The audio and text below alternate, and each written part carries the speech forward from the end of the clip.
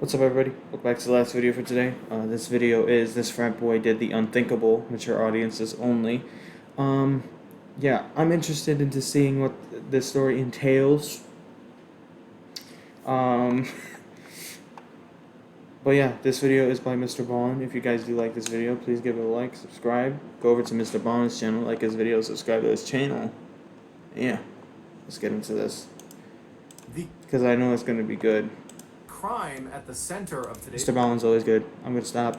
story is considered to be one of the most disturbing of all time. But before we get into today's story, if you're a fan of the strange, dark, and mysterious delivered in story format, then you come to the right place because that's all we do. Oh, and also, I'm not going... People have been saying, don't judge so quickly, just let the story play out. But then, what do? Just watch the video? Like, no, I'm going to speak my mind. We upload 2 or 3 times every week. So if that's of interest to you, Even if I'm wrong. please invite the like button to come to the zoo with you, and then once you get there, accidentally spill honey all over Once I know I'm wrong, I admit that I'm wrong, I'm like, okay, oh yeah, this and that, so... them, and then push them into the bear enclosure. Also, please subscribe to our channel and turn on all notifications so you don't miss any of our weekly uploads. Alright, let's get into today's story. Okay.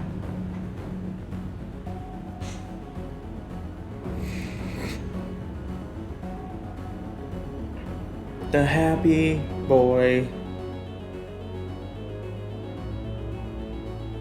Disturbing images and statements. Viewer discussion is advised. Viewer discussion is advised. Was born on December 21st, 1996, to a dentist and a pharmacist. He lived in a beautiful home in Palm Beach County, Florida, which is not only one of the nicest and wealthiest places to live in Florida, but it is one of the nicest and wealthiest places to live in all of America.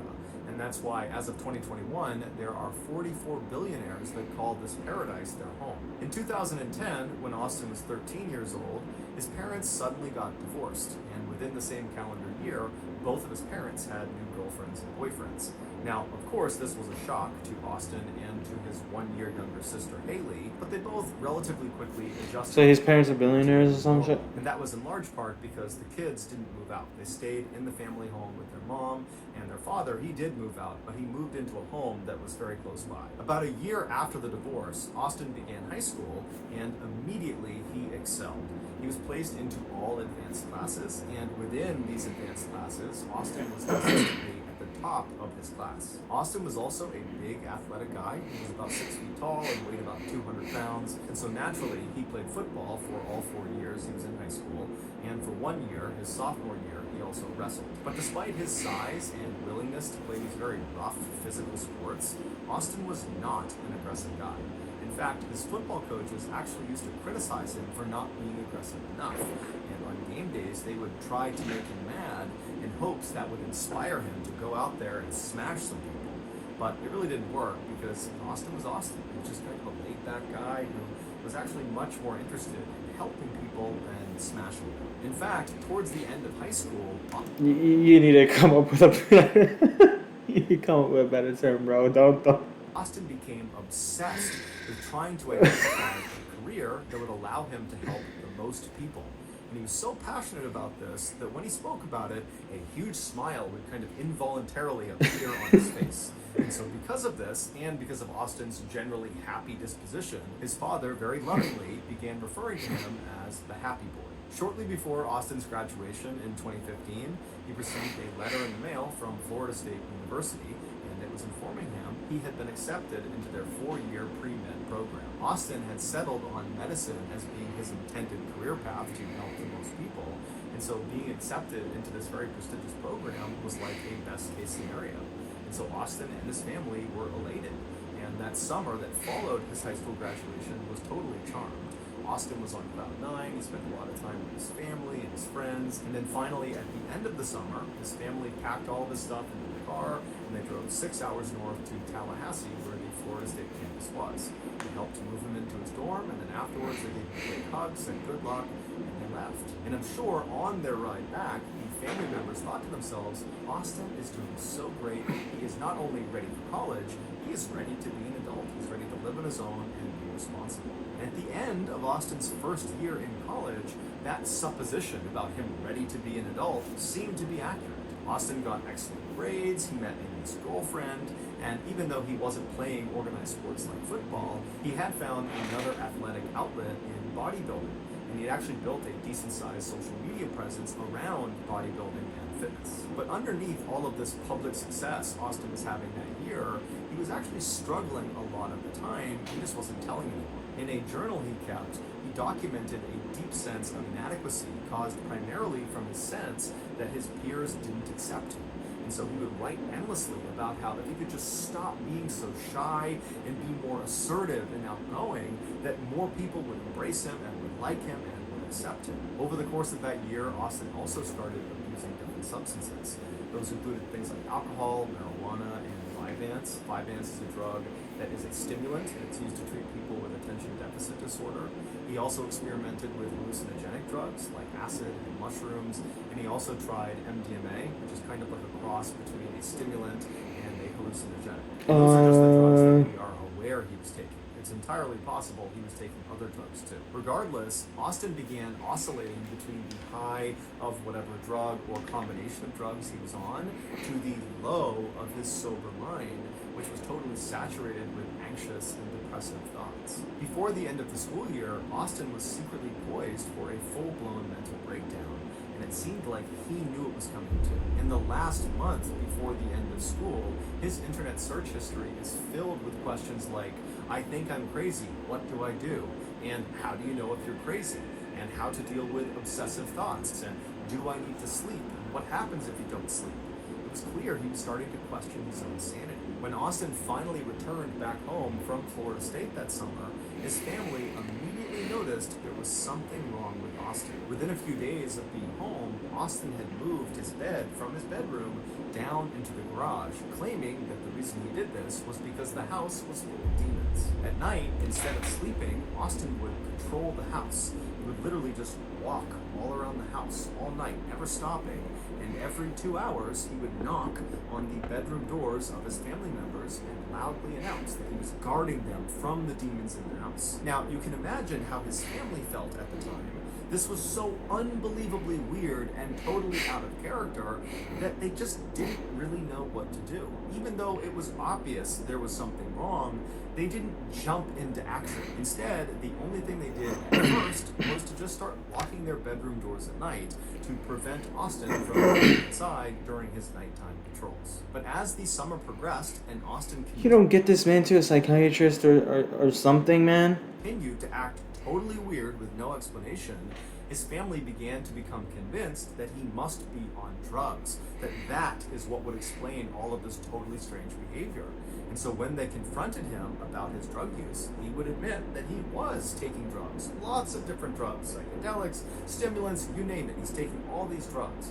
And so naturally, his family latched on to his drug use as being the root cause of his very strange behavior.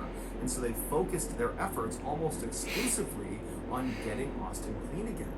But towards the end of the summer, Austin said he wasn't taking any drugs, but Austin was still acting totally crazy and unhinged. And so around mid-August, the family... Is it because his mind just went left? Decided they had to utilize something called the Baker Act. Under the Baker Act, individuals in Florida who are suspected of severe mental illness can be detained for up to 72 hours at the behest of their loved ones, and during these 72 hours, this individual is thoroughly assessed to see what's going on with them, and then at the end of those 72 hours, they are given a treatment plan that their family is supposed to help them end. But before the family could utilize the Baker Act, something horrific happened. On the morning of August 15th, one of Austin's very close friends, who he had known since second grade, said Austin just showed up at his house without calling ahead of time or letting him know, which was very uncharacteristic.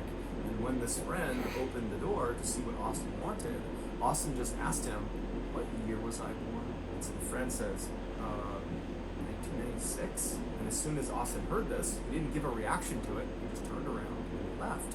And so this longtime friend is looking at Austin walking away, wondering, what's going on with this guy? Is he high on drugs? Is he drunk? What was that? So the friend goes back inside his house and he's thinking to himself, like, what should I do? And so after a couple of minutes, he decides, you know what, I gotta call Austin and make sure he's okay. So he calls Austin picks up, and it's unclear what they talked about on the phone, but the friend convinced Austin to come back to his house and to just spend the day with him. But really, the friend just wanted to make sure Austin was okay. And so Austin comes back to the friend's house, and then the two of them actually would leave the house and meet up with some of their other friends that were in town that summer, as well as meet up with Austin's sister. And so the group, they decide they're going to go to the beach for the day. And on their walk to the beach, Austin tells the group that he just needs to get something at his house and that he will meet them down at the water. And so at this point, the group believes Austin is just fine. So they say, okay, yep, we'll meet you down there. And so Austin breaks off, he goes to his house, and when he goes back to the beach and meets up with his group of friends again, he's changed his outfit. He was now wearing this very thick, large football jersey. He was wearing long sweatpants that were also very thick. He had on 2 wristwatches, and he had on sunglasses. And so as he walks down onto the beach, his friends look up at him, and it's super hot out, and they're at the beach. So this is a totally weird outfit to have on. And immediately they start kind of giving him crap about his strange outfit choice. But Austin did not think it was funny at all. And at first he was quiet, but then he kind of lashed out and said, if you tell me I'm crazy, I will kill you. And at this, his friends did not give him any more crap. Everyone just said, okay, whoa. right, just give me a hard time, no big deal. But Austin's like clearly worked up, and so his sister comes over to him and she's like, hey, calm down, it's okay, it's not a big deal.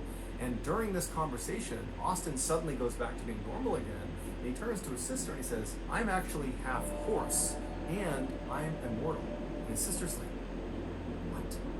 You really need to get professional help. You need to see a therapist or a psychologist. Yeah, for real, like something is wrong with you, and it's been wrong all summer. You need to get help. Now, apparently, I said he needs to see a psychiatrist or something, because something triggered in his brain. He actually responded to this very positively, and he said, you know, I agree. There is something going on, and I do need to get help. You're right. And so after that, Austin and the rest of the group, they stayed at the beach for several hours, and then in the evening time... 7 hours at the beach? Fuck no. His sister and Austin's very close friend, who was the guy that saw Austin in the morning when he asked, what year was I born, they all said they had to leave. And so the trio, they leave the beach, and they head to Duffy's, which was a restaurant in town, and they were going there to meet up with Austin's father and his father's girlfriend. And so as they're getting to this restaurant, they're walking along the sidewalk, they're nearing this restaurant, when suddenly Austin turns to his sister and says, hey, I need to test out my immortality. And he just turns away from her, away from the sidewalk, towards traffic, and just starts walking into traffic like he's going to let a car hit him to test his immortality. And so his sister immediately was able to grab him and pulled him back onto the sidewalk, and then basically stood on the left side of him, preventing him from running out into traffic, and kind of pushed him along up the sidewalk right up to the front door of this restaurant. And when they got there, Austin had stopped trying to walk out into traffic. He was acting normal again. And it was there that the trio met up with Austin's father and his father's girlfriend, and the 5 of them went into Duffy's restaurant. It was about 7:45 p.m. when they got inside, and they were very quickly sat in the very back of the restaurant in this booth. And so there was a CCTV camera that watched them while they were inside this building. And so they're sitting at this booth, and about 3 minutes after having sat down, Austin gets up and walks away from the booth and walks as if he's going towards the bathroom, but then stops, doesn't go to the bathroom, turns around and walks back towards the front of the building, and then walks out the front doors, just leaves the restaurant altogether.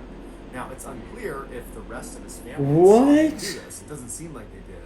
But just a minute later, Austin comes back inside the restaurant and just walks right back to his table and sits down like nothing had ever happened. Less than 10 minutes later, Austin would get up again from his table, except this time, instead of feigning going to the bathroom, he just walks straight from his table, right out the front doors of the restaurant, and disappears. A couple minutes later, Austin's mother, who was not at dinner with them, she was at her home, which happened to be nearby this restaurant, she was home when she heard the sound of someone coming into her house. And so she went around to see who it was, and she found her son, Austin, in her kitchen, drinking vegetable oil, and there was Parmesan cheese all over the counter that apparently he had been eating as well. And so she runs up to him and she grabs the vegetable oil and she puts it down and she tells him to stop, at which point Austin does stop. And then I guess Austin just went up to his room and he changed out of his clothes because perhaps he got oil all over his shirt. And then his mom just drove him back to the restaurant. And so she watched him get out of the car and she watched him go through the front door and then she drove off. And so about 30 minutes after he left that second time, Austin... What? This is so confusing. What is going on? Walks through the front doors of the restaurant. He's got a different shirt on, different hat on, and he just walks to the back of the restaurant where his sister, his friend, his father, and his father's girlfriend are, and he sits down like nothing had ever happened. At first, it looks like everyone at the table is just silent. But then Austin's father very clearly says something to Austin, and it seems kind of hostile. It would turn out Austin's father, who loved his son, was just totally at a loss for what to do with him, and he said to Austin when he sat back down, "What is wrong with you?" And at this, Austin just stands up and presses his father's face back up against his seat, kind of pinning him there, and then at some point he just lets go, he leaves the booth, and he walks right out of the restaurant for a third time. Austin's friend, who was eating with them, got up and kind of chased after Austin, but he was about 30 seconds behind him, and so by the time he got outside, he didn't know where Austin went, and so he quickly came back in the restaurant. He told the rest of the group he didn't know where Austin was, and so at this point, Austin's father's girlfriend would actually call the police and report Austin missing. They knew he was totally unhinged, and they didn't know where he was going to go, if he was a threat to himself or someone else, so they figured they should just tell the police and have the police go find him. About 4 miles away from this restaurant, 53-year-old Michelle Mishcon was sitting in her garage watching TV. Normally, she would be joined by her husband, 59-year-old John Stevens, but he was out walking their dog, so for the time being, Michelle was alone. The couple had been married for roughly 20 years, they had 3 kids together from previous marriages, and they were just totally in love with each other. That garage was like their happy place. That was basically like their living room. They loved having the door wide open so they could wave to neighbors and flag people down to have a drink with them or just chat with them. They were just known to be a very happy, loving couple that were fun to be with. And according to their kids, they had both recently retired. John retired from his landscaping company that he owned, and Michelle retired from her financial advisory job. And the two of them were both just really... If I hear what I think I'm going to hear... excited about retirement life. They were excited to spend more time together and go out with their friends and go out fishing on their boat with their dog, and then also spend as much time as they could just lounging back in their garage. John and Michelle's neighbor across the street was a middle-aged man named Jeff Fisher. Jeff was fairly close with the couple. He would usually watch their dogs anytime they went away, and he would often go in their garage and have a drink and just kind of hang out with them. And so this particular night, he was over in his house, and he was going to bed early. So he laid down in his bed, he's getting ready to go to sleep, when he hears some strange sounds coming from outside his window across the street over near John and Michelle's property. And so Jeff sits up in his bed and kind of strains his ears to see what it was that he heard. And as he's trying to listen to some faint sound, he suddenly hears a blood-curdling scream, a woman's scream, coming from across the street. And so Jeff instantly leapt into action, he jumped out of his bed, he ran downstairs, and he ran out his front door, and he looked across the street, and he saw this unknown man, some young man that was slamming the car door of Michelle's car that was parked in their driveway, and he begins walking up the driveway, and at the top of the driveway, Jeff sees Michelle is standing in the garage, and she looks totally terrified, and she's facing this unknown young man. Of course, this unknown young man was Austin Harif. Now, Jeff had no idea what was actually going on. All he knew was he heard this scream, which was... Like I said, if I hear what I'm about to hear... probably Michelle, and he's looking out there and he's seeing a situation that just doesn't look good, and so instinctively he decided he would just run across the street and make sure Michelle was okay, and if he had to, he would confront this unknown man, Austin. So Jeff begins running across his property, trying to get across the street to Michelle, but before he could even get across the street, he's looking up and he can see this guy, Austin, has grabbed Michelle and thrown her on the ground, and now he's on top of her and he's beating her. And so Jeff runs onto the driveway, and as he's going right up the driveway between the 2 cars that are parked there, Austin leaps off of Michelle. He turns around and he looks at Jeff and he says, "You don't want a part of this." And now Jeff, he's a pretty big guy, and so he's looking at Austin, and he knows that if he doesn't do anything, This guy is just going to continue pummeling poor Michelle, and he had no idea where John was. And so he ran up and kind of lunged at Austin. And as he did that, Austin swung and he hit Jeff right across the side of the head. But Jeff took the hit, he didn't fall down. He grabbed Austin by the collar and threw him as hard as he could to the ground. And Austin, he hit the pavement hard, face first. And so Jeff is looking at this guy, kind of thinking he's not going to get up. But as he's assessing the situation, watching Austin stand back up again, Jeff suddenly feels a blinding pain in his face, in the side of his head, in his neck, on his back. And he looks down and he sees blood all over his arms. It's everywhere. He's covered in blood. It would turn out Austin was carrying a knife. And so when he punched Jeff, that knife went into his face, it cut the side of his head, it cut his neck, and it cut his back. He had 5 different puncture points from that one swing. And so Jeff believed at the time this was a potentially fatal wound. He was worried perhaps his jugular had been struck and he was bleeding to death. And he's seeing Austin stand back up, coming right after him with this knife. And so Jeff decides their only chance is for him to run and call the police. And so he runs into Michelle's property. He's thinking that he's kind of drawing this guy towards him away from Michelle. He runs into their property, kind of slams into all their doors. He goes out a back door and then he loops around the property and then he makes a run for it straight across the street to his house. Never once did he turn around to see if this guy was after him. He figured he was right behind him. He gets to his house, he runs inside, he locks the door, and then he calls 911. Police and medical. Young man beating up a woman across the street. Are either of them injured? Can you tell from where you are? Yes, there's a girl laying on the ground. He beat her up. I ran over there. I'm bleeding profusely here at the moment. Okay. I don't know what happened. Can you tell if she's conscious? No, it does not appear so, no.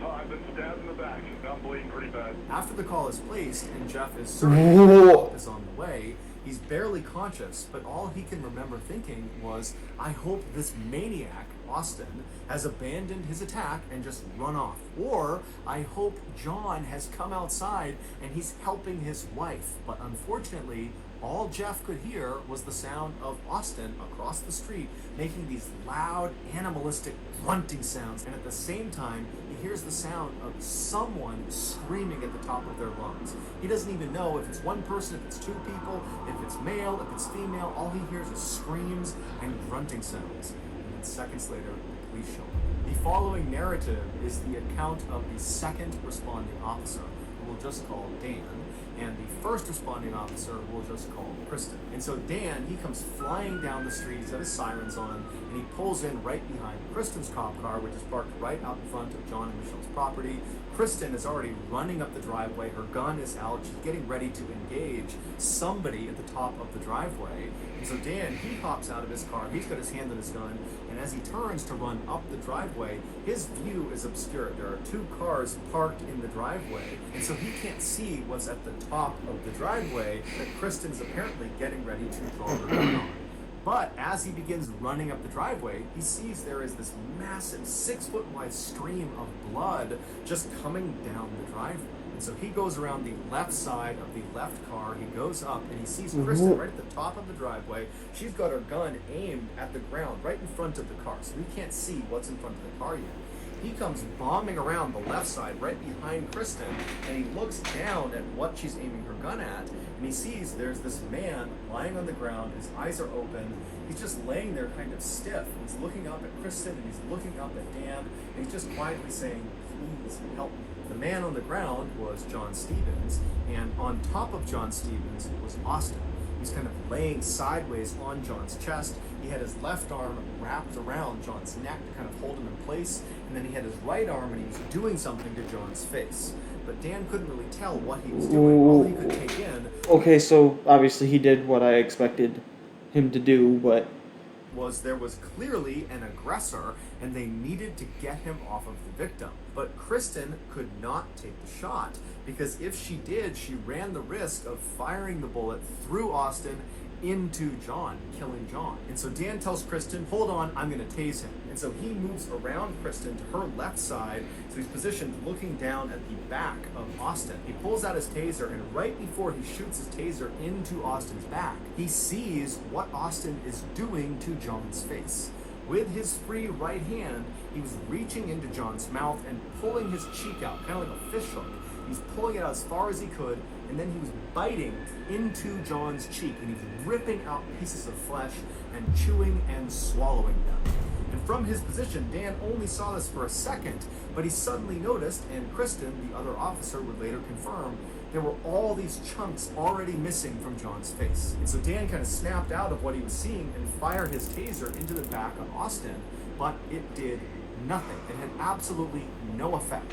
Austin was entirely focused on biting John's face. That was all he was doing. He wasn't even registering that there were cops with their guns drawn on him. It was like they weren't even there. And so Dan runs back around Kristen to the other side of her. He's now on her right side, so he's standing right next to the car, looking down at Austin's front. And he tells Kristen to kind of back up for a second, and then Dan winds up and kicks Austin square in the face, knocking his head off of John's face. But as soon as Austin comes off of John, he doesn't get up and try to fight with Dan. Instead, he just jumps back down, gets a deeper grip on John, and plunges his mouth back onto John's face.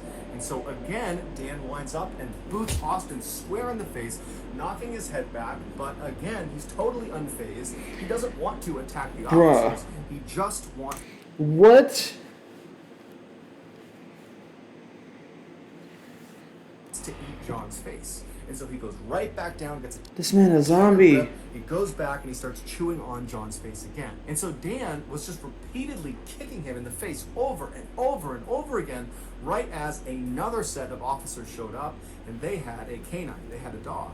And so they come flying out, they kind of see the situation, and Dan tells them, release the dog. And so sure enough, they release the canine. The canine clamps down on Austin's right arm, the arm that was fish hooking and kind of pulling John's face out. And the dog really got a good bite on his arm and yanked it away from John's face.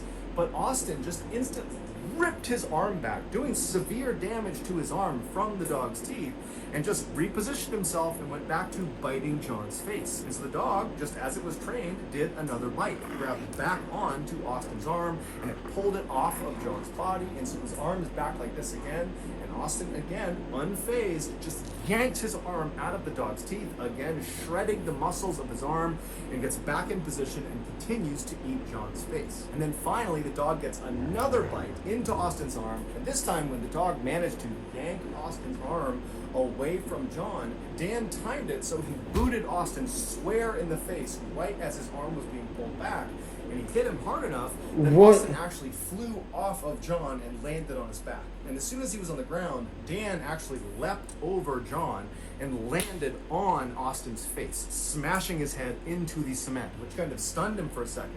And as soon as he was stunned, Dan whipped out his handcuffs, threw it over one of Austin's wrists, and began pulling him by the handcuff up the driveway away from him. But as soon as he had some separation and Dan went to put the other handcuff on Austin, Austin began fighting back, and he looked up at Dan and he screamed, "Kill me! I'm eating humans! Kill me!" Dan didn't even know what to do, and so he's trying to put the other handcuff on him the whole time. Austin is screaming, "Kill me! Kill me!" And so other officers had to run in, and then finally, after 3 other officers came over, they were able to hold Austin down long enough to get both handcuffs on him. After Austin was finally restrained, the officers checked on the victims. They checked on Michelle, who was in the garage, and unfortunately she was deceased. She had died from blunt force trauma. And John, even though he had been alive when the police first showed up, he had succumbed to the multitude of injuries he had sustained, from stabbings to beatings to having a portion of his face ripped off. What goes through one's mind? What goes through one's mind? That is severe psychological trauma. Or it's insanity. I don't know. I don't know which one it is, man.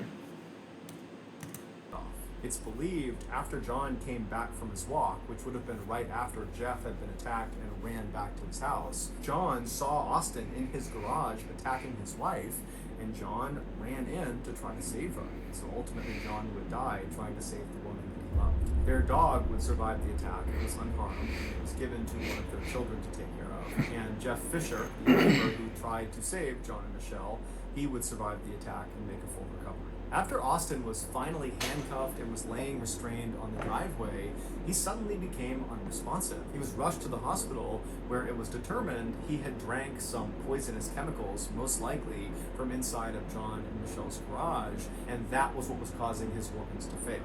Ultimately, Austin would go into a coma for 11 days from whatever he ingested, but the doctors were able to save his life, and so he would come out of that coma and he would make a full physical recovery. It was initially assumed that Can you repeat that, what he said? Physical. of Austin's drug abuse history, that he must have been on some drug when he perpetrated this heinous crime. It was speculated that he could have been on bath salts or flakka, which are these synthetic hallucinogenic drugs which are very powerful, and at the time they were quite popular in Florida, and they'd caused some other users to go on these kind of wild, violent rampages.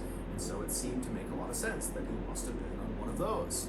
But when Austin's toxicology report finally came back, Nothing. it showed he only had a very small amount of THC in his system, which is the drug found in marijuana, and then the other drugs that were in his system were all induced by the doctors and nurses at the hospital, which meant at the time of this attack, Austin was effectively sober. When the police asked Austin, "Why did you do this?" he initially said, "I don't remember, I don't know." But eventually he would open up and he would tell this story that no sane person could possibly understand. He said after he left that restaurant where his family was that third time, after he fought with his father and he stormed out, after that he saw this dark figure outside with a white face, and he knew immediately that this figure was evil. And so instinctively, Austin began running away from this evil figure. So he ran about 4 miles into John and Michelle's neighborhood. Got to this neighborhood, a neighborhood he was not familiar with, that he didn't intend to go to on purpose. He just kind of wound up there. He said he saw this brightly lit up garage, and he ran up into it, believing he could enlist the help of the people inside of this house, and that they would help him defeat this evil figure that was lurking somewhere nearby. And so he runs up into this garage, which happens to be John and Michelle's garage, and Michelle is in there. John is not. He's out for the walk with his dog. And Austin approaches her and tries to get her to help him, but he probably came off looking completely insane, and Michelle screamed. At which point, Austin said he believed Michelle was a witch, and so he pulled out his knife and he attacked her. And then after she fell to the ground, Austin said he drank a bottle of alcohol or something, which we now know was most likely very poisonous lawn chemicals that was just in the garage. After he drinks that bottle, he turns around and now he's looking out of the garage towards the street. And he said he saw this other figure in the doorway with a dog next to him. And then Austin said his mind just went blank. It's believed the figure he saw in the doorway was John Stevens returning from his walk, but we don't know for sure. And frankly, this story is pretty incoherent to begin with, because it doesn't account for the fact that before John came back, Austin had been grappling with Jeff Fisher, the scat What? neighbor. But Austin would say he has no recollection of encountering Jeff Fisher. He has no recollection of John or what he looked like, and he certainly doesn't remember biting John's face, and he had no memory of any interactions with police. He said that basically he turned around, he sees this figure, this dog, and then his mind went blank, and then he woke up about 2 weeks later in the hospital. Now, when his story went public, a lot of people just were not willing to accept that story. They said he was making it up so he could plead insanity at his trial and get a lesser sentence. But a world-renowned forensic psychologist named Philip Resnick, who had worked on many high-profile cases before, he did a lengthy assessment of Austin, and he came to a very different conclusion than the public. In his 38-page report, Resnick points out the fact that Austin continued to bite John's face even when he was being openly threatened with being shot by the police officer standing right over him. He continued to bite John's face after he was tased. He continued to bite John's face after he was kicked in the head repeatedly. He continued to bite John's face after a dog repeatedly bit him. This all suggests that Austin was truly in a psychotic state when this attack occurred. A sane person, even under the influence of drugs, will retain a basic survival instinct. They will try to protect themselves. So when there are guns pointed at them, or they're being physically harmed, or there's threats of violence, they'll do things to protect themselves. But Austin didn't. It was like he had no idea about anything else except John's face. Resnick specified that the type of psychotic episode that Austin was suffering from on the night of the attack is something called clinical lycanthropy delusions. Clinical lycanthropy is a very rare occurrence where an individual believes they are no longer human. And almost always, what they believe they are is something akin to a werewolf. And in Austin's case, it's not that hard to figure out why you might reach that type of conclusion. He had told his sister that he believed he was half horse, and then on a couple other occasions, he had told his other friends that he believed he was half dog. And then, of course, on the night of the attack, after he killed Michelle, he pounced literally on John and began eating his face while making those loud, animalistic grunting sounds. This is behavior that is certainly on par with what you would expect a werewolf to do in a movie. But this was not a movie, this was real life. After Austin came out of his coma, but before he had been transferred to jail, he agreed to do an interview with the clinical psychologist, TV personality Phil McGraw, better known as Dr. Phil. And during their 10-minute Zoom interview, Austin would break down and cry and say he was incredibly sorry to the family of the victims, that he didn't really know why it happened, and that clearly there was something wrong with him, help, and he just hoped they could find it in their hearts to eventually forgive him. But it's unlikely the family of the victims are going to forgive him anytime soon, especially when you consider they came out in an interview and said, I hope Austin makes a full recovery from his coma, that he has no brain damage, that he is totally A-okay, so he can be fully aware and lucid when they read him his sentence. A sentence they hoped would be the death penalty. As of right now, though, the family of the victims will just have to keep on waiting because Austin is still in jail awaiting trial. So that's what the fuck? You got something. Okay, so this one was